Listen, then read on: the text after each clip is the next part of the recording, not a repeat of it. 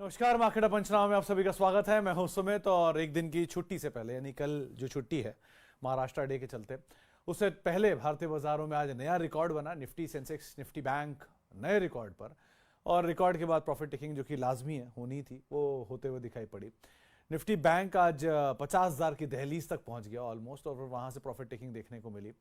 इसके अलावा आज बढ़िया तेजी थी निफ्टी बैंक में, और फर्स्ट हाफ से पूरा बाजारी तेजी में था। आज ब्रॉडर मार्केट्स खरीदारी में थे, सेकंड हाफ में थोड़ी सी बिकवाली आते हुए दिखाई पड़ी। तो स्टॉक स्पेसिफिक स्टोरीज चल रही हैं। अदानी समूह आज बढ़िया तेजी में था। आज कल परसों 3 दिन अदानी समूह की बहुत सारी कंपनियों के नंबर आ रहे, तो नंबर से पहले खरीदारी थी। इसके अलावा आज बिकवाली थोड़ी बहुत मेटल में थी, थोड़ी आईटी में आज प्रॉफिट टेकिंग कह सकते हैं आप, देखने को मिली। लेकिन अदरवाइज बैंक, निफ्टी आज का स्टार परफॉर्मर था। फर्स्ट हाफ में उसने बहुत बढ़िया तेजी दिखाई। मिड कैप स्मॉल कैप खरीदारी के अंदर कामकाज कर रहे थे। ऑटो एंसिलरी में खरीदारी थी। आज एक लिस्टिंग थी 50% प्रीमियम पर लिस्ट होते हुए दिखाई पड़ी।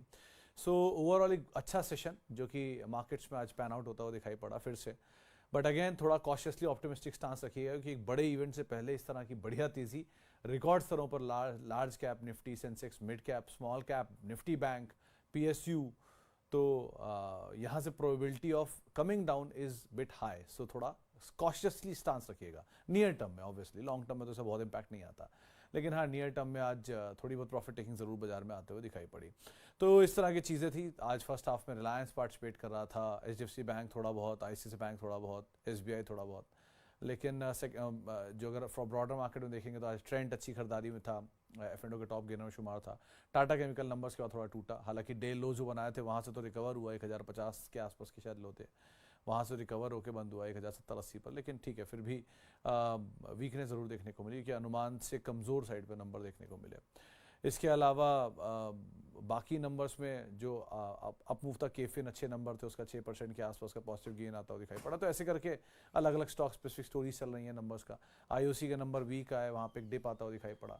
लाइकवाइज यहाँ पर रिएक्शन अलग अलग बाजार के तबकों में देखने को मिल रहा था। अब कल के लिए, परसों के लिए जो 2-3 इवेंट हैं उनके ऊपर आपको नज़र रखनी होगी। पहले तो कल बाजार बंद है, सो आप परसों जब खुलेगा मार्केट थर्सडे को, तो आपका एक्सपायरी होगा निफ्टी का। सो एक्सपायरी डे है। ऑटो सेल्स के नंबर कल सारे आ जाएंगे, तो आज ऑटो तेजी में था, एम&एम, एस्कॉर्ट्स दोनों तेजी में कामकाज कर रहे थे। सो कल ऑटो सेल्स के नंबर्स के बाद रिएक्शन आएगा वहाँ पर, प्लस अर्निंग्स हैं। 6 एफ&ओ की कंपनियों के अर्निंग्स आएंगे थर्सडे को जब हम पहुँचेंगे। निफ्टी की 3 कंपनियों के अर्निंग होंगे।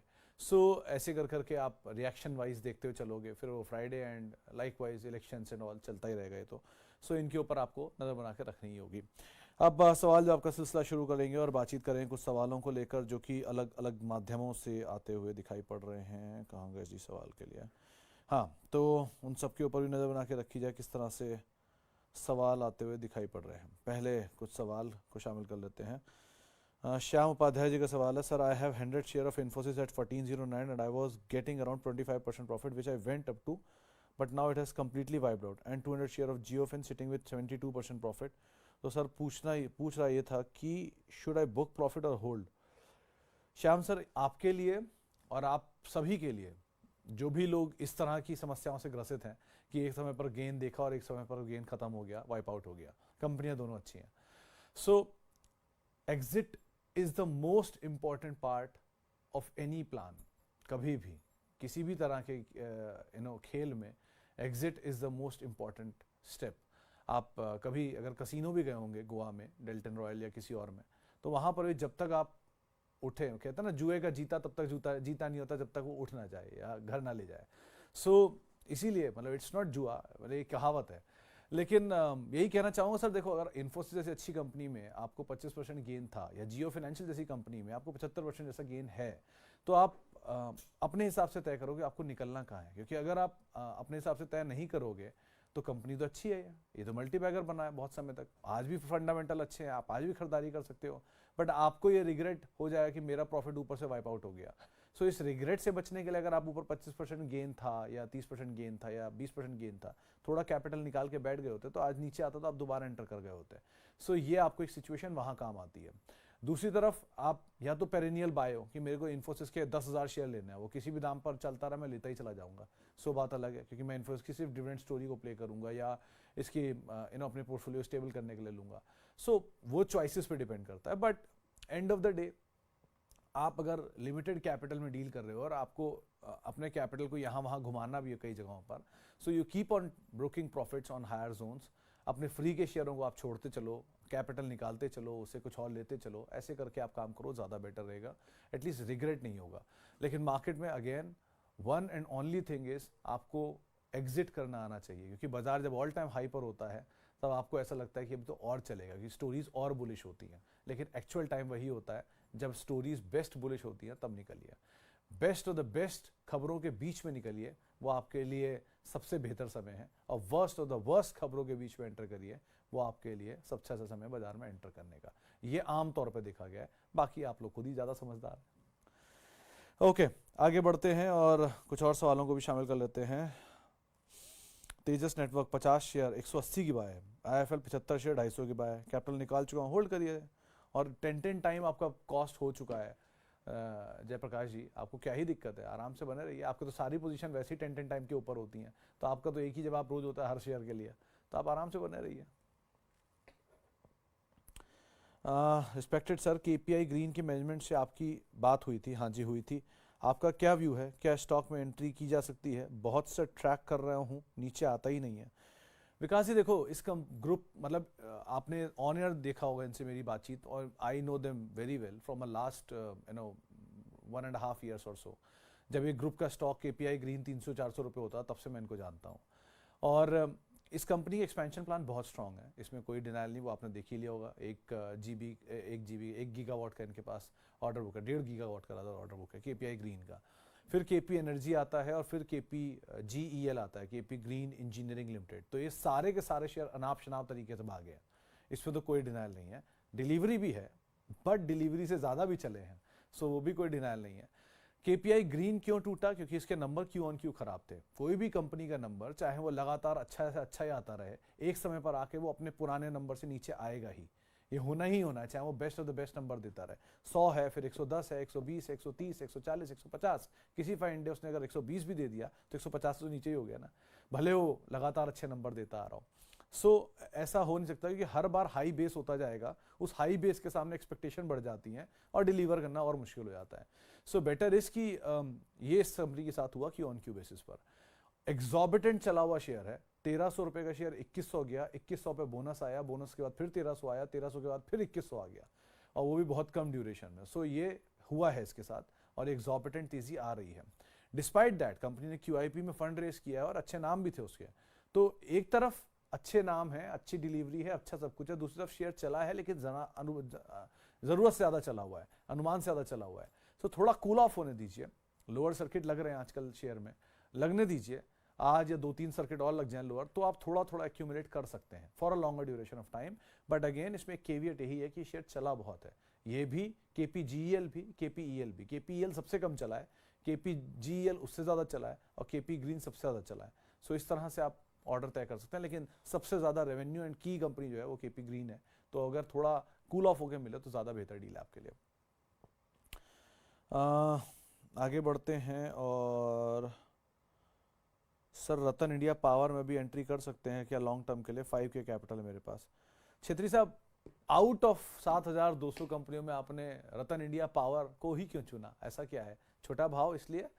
तो छोटे भाव में अगर आप बोल रहे हो तो कंफर्टेबल मैं JP पावर में चाहता हूँ, क्योंकि उसके नंबर मैंने देखे हैं और ज़्यादा अच्छे नंबर हैं। 2 रतन इंडिया पावर के भी नंबर आ चुके हैं, वो कल परसों में किसी ने भेजे भी थे, मैंने ध्यान नहीं दिया, लेकिन फिर भी कंफर्टेबली जोन में JP पावर है। छोटे शेयरों में, आप छोटे शेयरों में ही अगर एंटर करना चाहते हैं तो आइडिया फिर भी एक बार वो कंफर्टेबल है। मैं आमतौर पे इन पे राय नहीं देता हूँ या बात नहीं करता हूँ, क्योंकि यहाँ पर डेट बहुत ज़्यादा है, लॉन्ग टर्म के लिए सिचुएशन बहुत ख़राब है। आप खुद समझो कि 60,000 करोड़ रुपए कंपनी की मार्केट कैप है, आइडिया की बात कर रहा हूँ। 60,000 करोड़ की कंपनी की मार्केट कैप है, 9,000 करोड़ का लॉस है एक क्वार्टर में, 2-2.25 लाख करोड़ का डेट है, 18,000 करोड़ रुपए रेज भी कर लिया, तो नियर टर्म में सपोर्टिव है। इसीलिए अगर आप एंटर कर भी रहे हो किसी भी शेयर में, से JP पावर में, से रिलायंस रतन इंडिया पावर में, से आइडिया में, और से SEPC में, जिसमें भी एंटर करना चाह रहे हो, यहाँ एंटर करने में कोई प्रॉब्लम नहीं हो, सब एंटर कर सकते हैं, आप भी कर सकते हो, और किसी को भी अच्छा दिखेगा, 2 छोटा सा दाम नीचे टूटा वो एंटर कर लेगा। शेयर में एंटर करना is the easiest thing anybody can do, but the difficult part is the exit, क्योंकि आपको होप है ना टर्न अराउंड की, वो इसमें निकलने नहीं देगी, और भाव जो है वो आपको इसमें रहने नहीं देगा। सो इसीलिए थोड़ा ध्यान संभल कर काम करना। इस बाजार में जब बाजार अपने ऑल टाइम हाई पर है, आप उस तरह के शेयरों में एंटर करने जा रहे हो जहां पर होप ट्रेड्स होते हैं, तो जरा ध्यान संभल के ही काम करना। कैपिटल प्रोटेक्ट करिए। किसी फाइन डे कोई भी न्यूज़ फ्लो आया तो बाजार ऑल टाइम हाई पर है, एक झटका दिया, आपको मौके मिल जाएंगे ढेरों शेयरों में एंटर करने के। तो थोड़ा कैपिटल निकालते रहिए, सही समझदारी इसी में ही है। रेस्ट आप खुद ही ज़्यादा बेहतर समझते हैं बाजार को, तो मैं क्या ही बोलूँ। चलिए जी, आगे बढ़ते हैं। मई मंथ की अभी शुरुआत नहीं हुई है और बैंक निफ्टी में फ्यूचर आज इंट्राडे डिस्काउंट में ट्रेड कर रहा था। मलिक साहब, क्योंकि आज एक्सपायरी थी, आप शायद भूल गए हैं, तो एक्सपायरी के दिन उतार चढ़ाव रहता ही है मार्केट्स में आमतौर पे। आप एक्सपेक्ट करिए ऐसी चीज़ की, एक तरफ ऑल टाइम हाई पे मार्केट्स खड़ा है, अप्रैल मंथ का आज क्लोजिंग था, एक्सपायरी का आज दिन था, जो कि एक दिन पहले फिर निफ्टी एक्सपायरी के साथ मर्ज हो, मतलब फिर निफ्टी एक्सपायरी और बैंक निफ्टी एक्सपायरी हो रहा है। फिर निफ्टी का तो नहीं आइडिया, लेकिन शायद बैंक निफ्टी एक्सपायरी तो आज था ही, वो तो कंफर्म है। प्लस आपके सामने खड़ी है अब निफ्टी की एक्सपायरी, जब आप वापस लौटोगे तो थोड़ा अगर डिस्काउंट मिल भी रहा है तो ये रहेगा ही, मतलब थोड़ा वोलेटाइल रहता ही आमतौर पे। सो और मई के फ्यूचर की शुरुआत हो चुकी है। मई के महीने की शुरुआत भले नहीं हुई, लेकिन मई सीरीज़ की शुरुआत हो चुकी है, जिसके भी करीब करीब 3 सेशन निकल चुके हैं। सो आप ये नहीं कह सकते मई की भी शुरुआत नहीं हुई है। तो मार्केट्स वॉलेटाइल रहना ही था, और आज जो लास्ट आवर की एक वॉलेटिलिटी आपने देखी, वो it is because of expiry thing. So you have to take care of all this. और ये जैसे जैसे आप जिस महीने में एंटर कर रहे हो, मई जून, इसमें एक तरफ इलेक्शन है, दूसरी तरफ काउंटिंग है, तो ये तरह की चीज़ों के बीच में वॉलेटिलिटी हाई रहेगी ही रहेगी। तो वॉलेटिलिटी इज इंटीग्रल पार्ट, और इंटीग्रल पार्ट के साथ साथ आपको एक बड़ा इवेंट सामने खड़ा है, तो आप इसके लिए तैयारी रहो बिल्कुल। Reliance industry, Adani enterprises fundamentals. Mishra साहब, इसमें मतलब रिलायंस इंडस्ट्रीज के केस में तो मतलब मैं क्या बोलूँ, आई और any of the brokerage houses और any of the individual is not capable enough to comment on Reliance Industries fundamental. I am very frankly saying that. एक कंपनी जिसके पास 40,000 करोड़ रुपए का क्वार्टर का प्रॉफिट आता हो रफली, और 2.5 लाख करोड़ रुपए का साल का रेवेन्यू आता हो, उसके फंडामेंटल में बोलने की कैपेसिटी आसानी से किसी में नहीं होती। It is not a company, it's an investment group. आप ऐसे समझिए कि जो ग्रुप इतने सारे कारोबार में है कि वो शायद कारोबार भी पूरे लोगों को ना पता हो। Oil and gas is prominent, oil and gas से ज़्यादा केमिकल भी है, O2C उसी को बोलते हैं। Then comes telecom, then comes IT, then comes retail, then comes OMCs, then comes jewellery, footwear and all, plastic. तो it's a huge group with a huge line of products with a huge profitability. So ऐसे नहीं देश की मतलब market cap करीब करीब 1.5% के आसपास का हिस्सा कंपोजिट करता है। निफ्टी की मार्केट कैप का करीब 6-7% हिस्सा कंपोजिट करता है। So it is the largest company in terms of revenue, in terms of profitability. It is the largest revenue और प्रॉफिटेबिलिटी में एक आध कंपनी ऊपर नीचे हो भी सकती हैं, बट अमंग लार्जेस्ट मान के चलिए। एंड मार्केट कैप में obviously it is the largest company. So Reliance industries के फंडामेंटल 2 मिनट की वीडियो या आधे घंटे की वीडियो में शायद ही डिस्क्राइब हो पाए। आप इसका अंदाज़ा इसी से लगा लीजिए कि कभी आप पढ़िएगा जामनगर रिफाइनरी के बारे में, आपको खुद को अंदाज़ा लग जाएगा कि जामनगर रिफाइनरी का जो स्टेचर है, जो साइज़ है, वो इतना इजीली क्रिएट नहीं होता। दो refineries are big, but Jamnagar is huge, it's a different world all together. So आप understand the profitability and the business model of the company, अपने आप ही आपको बहुत कुछ क्लियर हो जाएगा। सो एक आध आदमी और एक दो ऑर्गेनाइजेशन तो इसके कमेंट, इसके फंडामेंटल में सवाल उठाना तो वो बात ही अलग है। रही बात अदानी एंटरप्राइज के केस में, वहाँ पर देखिए सर, बहुत सारी कंपनियों के होल्ड को है अदानी, और खुद का बिजनेस भी है, जिसमें उनके डेटा सेंटर आता है, रियल स्टेट आता है, एयरपोर्ट आता है, और भी बहुत सारे बिजनेस आते हैं। एंड लाइकवाइज बाकी कंपनियों का भी पेरेंट कंपनी के तौर पे कामकाज करता है। सो वैल्यू वाइज वो कंपनी अभी थोड़ी वैल्यूएशन में स्ट्रेच्ड है, बट नंबर पिकअप करेंगे तो चीज़ें बेटर होती जाएंगी।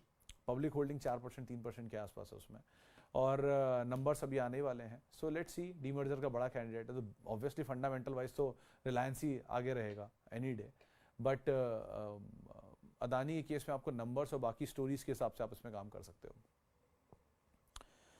किसी भी स्टॉक के अगर 20,000 पर 5,000 प्रॉफिट हो रहा है तो 5,000 के लिए सेल करना ठीक रहेगा, और गिरावट में लेने के लिए?